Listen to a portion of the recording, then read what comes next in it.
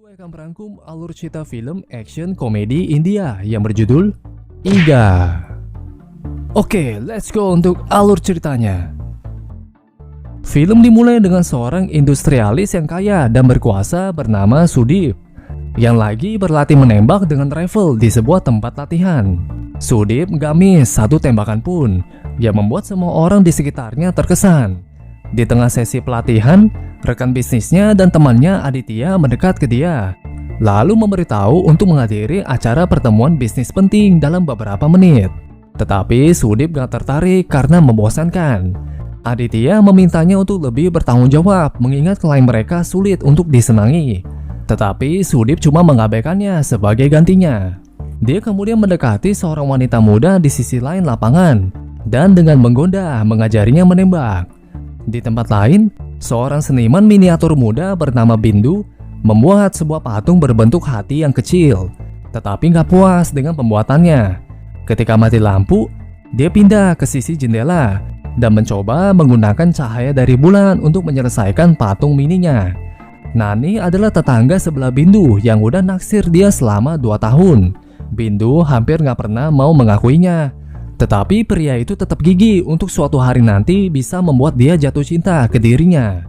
Dia melihat perjuangannya untuk bekerja di kegelapan, jadi dirinya membangun lampu darurat menggunakan senter dan aluminium foil. Bindu pun senang bisa menyelesaikan patung itu berkat dia. Namun setelah dirinya selesai, dirinya cuma menutup jendela dan pergi tidur. Teman Nani menyebut kalau itu terlihat kasar karena nggak berterima kasih ke temennya. Tetapi dengan perasaan jatuh cinta, Nani bilang kalau Bindu menutup jendela adalah sebagai pertanda kalau dia merespon baik perasaan yang dirinya alami. Esok harinya, Sudip mengadakan pesta eksklusif untuk merayakan ulang tahun ketiga perusahaannya. Salah satu kliennya yang mudah memberi dirinya waktu yang sulit, baru-baru ini memberinya dokumen sebagai hadiah. Aditya terkejut bagaimana pria itu setuju untuk menandatangani surat-surat itu. Tetapi keraguannya berubah menjadi kejutan ketika dirinya memperhatikan kalau istri dari klien adalah wanita yang Sudip udah goda di tempat latihan menembak sebelumnya. Ternyata Sudip udah berhasil membuat kesepakatan dengan klien menggunakan istrinya. Setelah itu, si rekan bisnis pergi ke bar untuk minum-minum dan merayakan kesuksesan. Ketika mereka berbicara, terungkap kalau sumber kekayaan Sudip adalah dari mendiang istrinya yang dirinya udah bunuh beberapa tahun yang lalu. Sejak itu dirinya udah mengambil alih perusahaannya dan udah menjalankannya sebagai miliknya. Selain sebagai seniman miniatur, Bindu juga menjalankan NGO yang mempromosikan pendidikan anak-anak.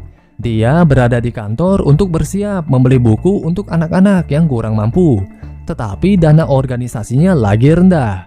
Seseorang menyarankan agar Bindu bertemu dengan Sudip karena perusahaannya mencari untuk mendukung NGO.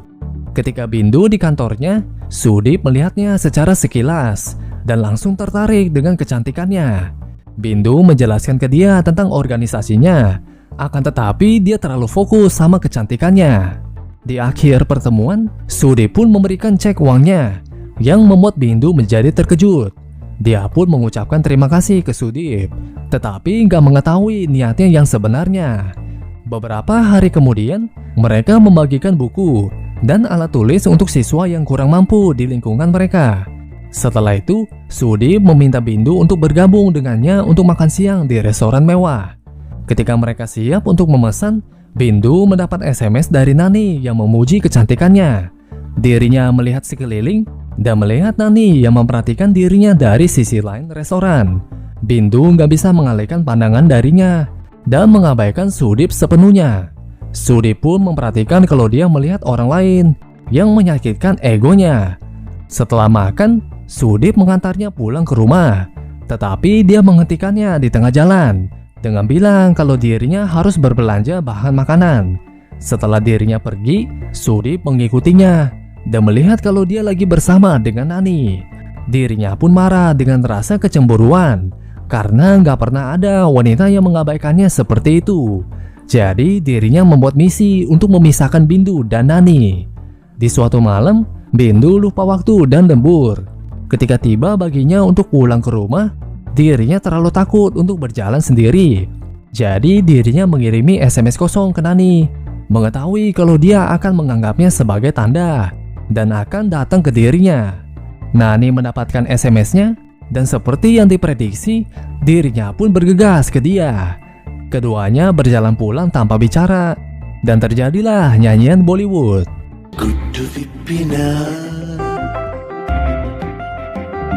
Namun setelah Bindu berjalan ke dalam rumahnya, sebuah mobil putih lewat dan orang-orang di dalamnya pun menculik Nani. Mereka adalah preman yang ditunjuk sama Sudip untuk menyingkirkan Nani dari kehidupan Bindu. Mereka membawanya ke sebuah rumah kosong dan memukuli dia sampai babak belur.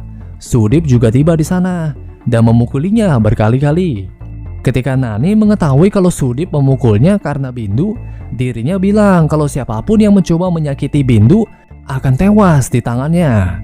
Ini membuat Sudip lebih marah lagi. Jadi dirinya pun memukul orang itu sampai tewas. Tepat setelah itu, Bindu memanggil Nani untuk memberitahunya kalau dirinya mencintainya. Tetapi udah terlambat. Beberapa saat kemudian, mayat Nani bersinar biru dan cahayanya alias rohnya berpindah dari tubuhnya ke telur lalat di dekatnya. Di pagi hari, tubuhnya ditemukan di tengah jalan dan polisi yang korup menyatakannya sebagai kasus kecelakaan. Bindu menyaksikan mayat itu diambil pergi oleh ambulan dan hatinya menjadi hancur. 10 hari setelah kejadian itu, telur yang dimasukkan sama cahaya aneh terlihat menetas dan melahirkan bayi lalat.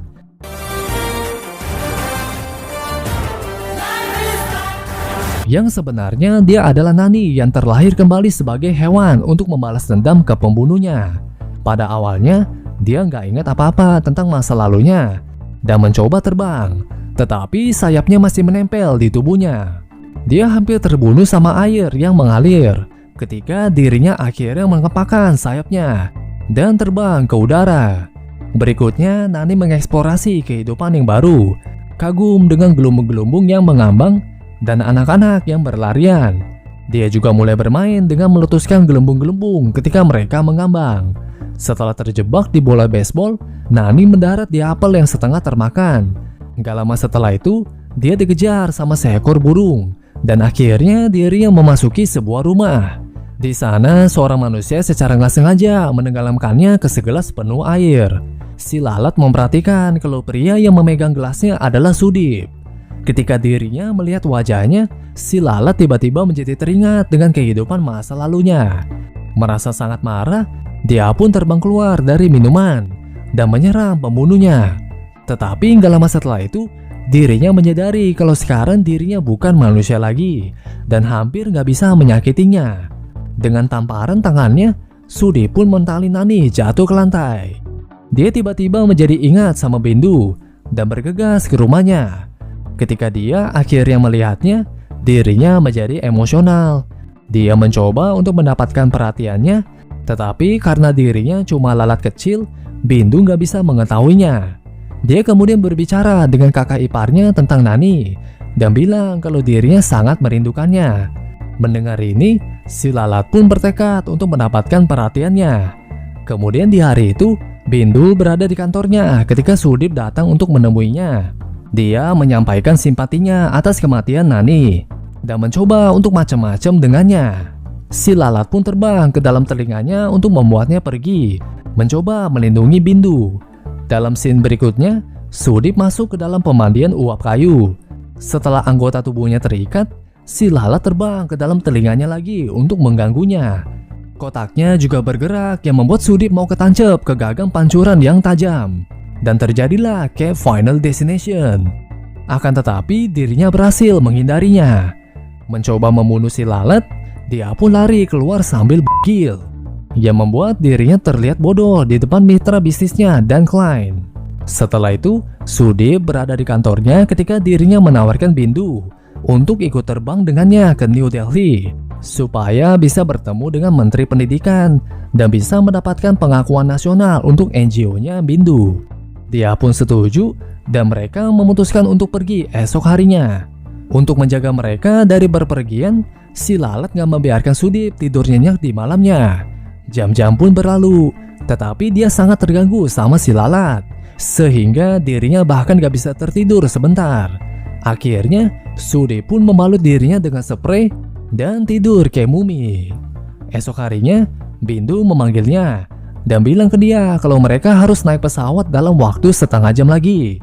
Dia pun bergegas ke bandara, tetapi Nani bergabung sama dirinya juga. Pada awalnya, si Lalat mengganggu polisi lalu lintas yang membuatnya menggerakkan tangannya secara acak dan membuat lalu lintasnya menjadi macet. Ketika Sudip mengganti mobil, si Lalat pun menyerang matanya, menyebabkan dia mengalami kecelakaan. Terlihat Sudip terjebak di kursi mobil, dan si Lalat pun menulis,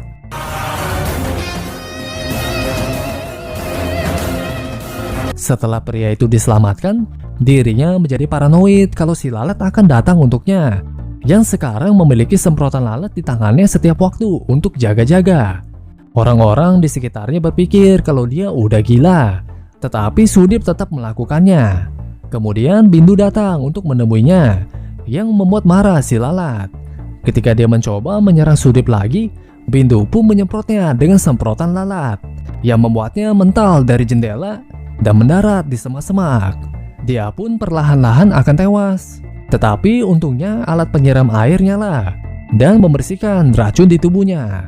Sudip lalu pergi ke ahli entomologi untuk menanyakan apakah lalat bisa membalas dendam.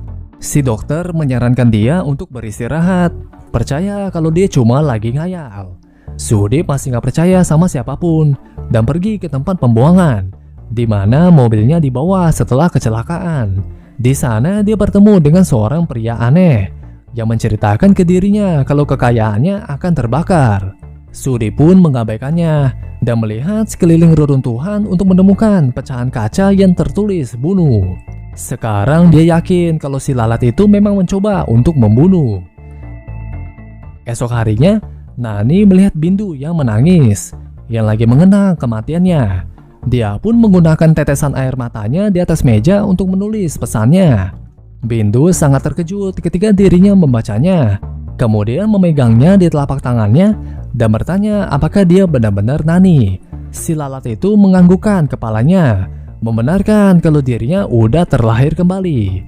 Setelah itu, si Lalat berhasil menyampaikan pesan kalau Sudiplah yang membunuhnya untuk bisa lebih dekat dengan Bindu, yang membuatnya menjadi terdiam dan kaget.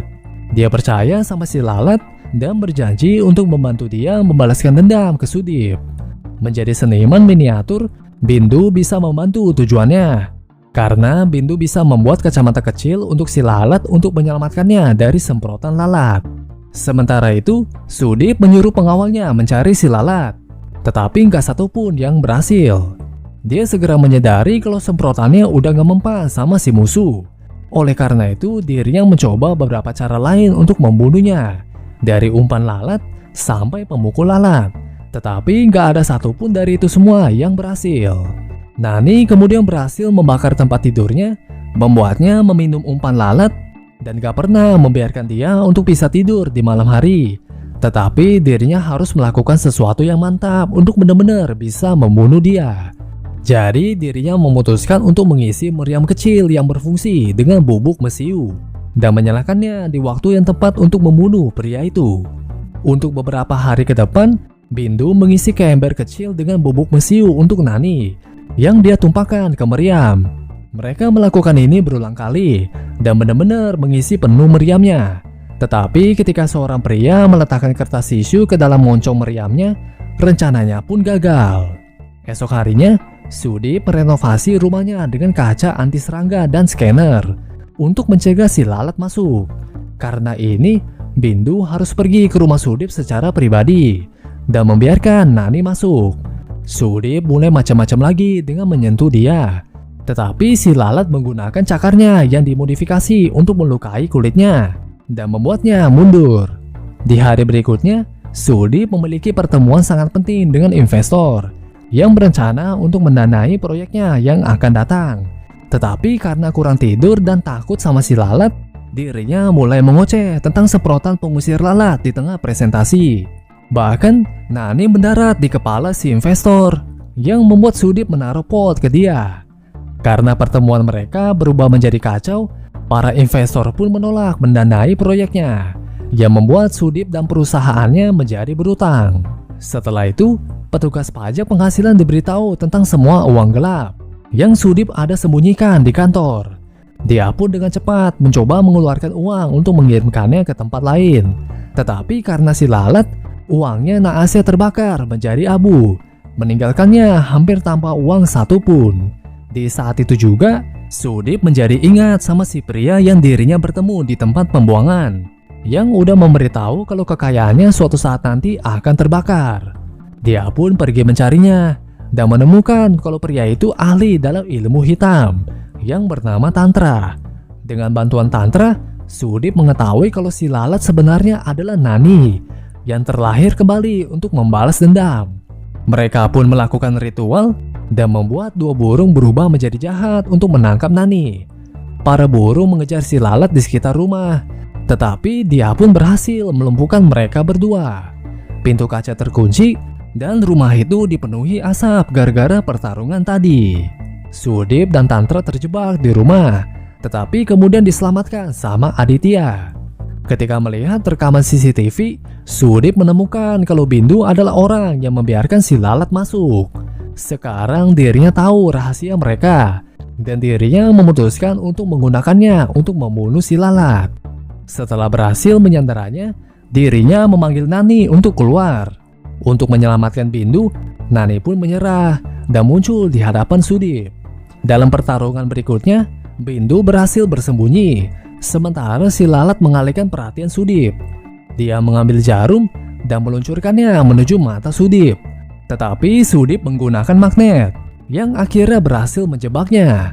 Dirinya kemudian menemukan Bindu yang bersembunyi di dalam suatu tempat dan menyandaranya lagi. Setelah itu, dirinya pun memotong salah satu sayap si lalat sambil mengejek mereka berdua. Di saat itu juga, Nani memperhatikan kalau bola kertas itu yang menghalangi meriam udah keluar, yang artinya dirinya bisa menyalakannya lagi. Dengan kekuatan terakhirnya, si lalat melapisi dirinya dengan mesiu, kemudian melompat melalui korek api yang menyala dan menuju ke meriam yang dimuat sebelumnya. Meriam ditembakkan dan sekaligus mengenai tabung oksigen yang menyebabkan ledakan dahsyat dan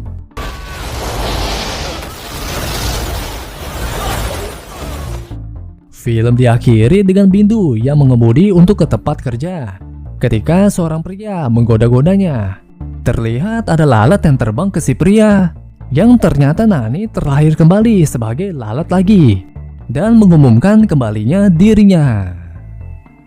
Pastikan kalian klik like, subscribe, dan loncengnya ya.